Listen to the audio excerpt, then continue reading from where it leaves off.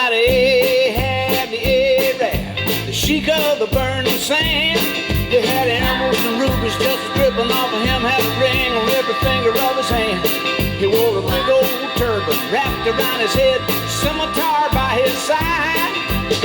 And every evening about midnight he'd jump on his camel named Clyde and ride silently through the night to the Sultan's tent, where he'd secretly meet with Fatima of the Seven Veils, swinging his grade A #1 U.S. Joyce government inspected dancer in the Sultan's whole harem, cause him and her had a thing going, yeah. And they'd been carrying on for some time now behind the Sultan's back, and you could hear him talk to his camel as he rode out across the dunes. His voice would cut through the still night desert air, and he'd say,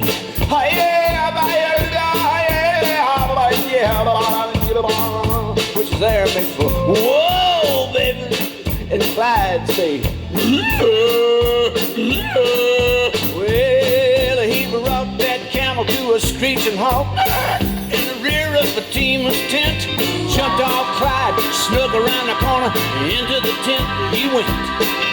And there he saw Fatima laying on a zebra skin rug, with rings on her fingers and bells on her toes and a bone in her nose, ho ho. There she was, friends, lying there in all her radiant beauty, eating on a raisin, grape, apricot, pomegranate, bowl of chitlins, 2 bananas, 3 candy bars, sipping on an ice cold Coca-Cola, listening to her transistor and singing, does your chewing gum lose its flavor? Ahab walked up to her, looked down into her eyes, and tenderly he said,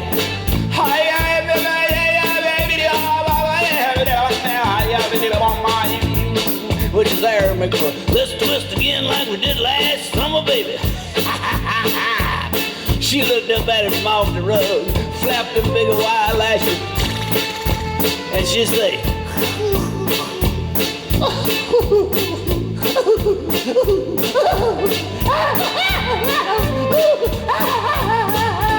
round and around and around and around and around and around and around. All of a sudden the Sultan walked in. Ahab knew that this was the end. Him and Fatima were caught by surprise, and the Sultan had fire flashing out of his eyes. Well, the Sultan charged at Ahab, intending to make a dent in his head. But he fled with Fatima, and out of the tent they went. They jumped on Clyde and started to ride, cutting out across the sand, with the Sultan's whole army in hot pursuit. On and on they ran.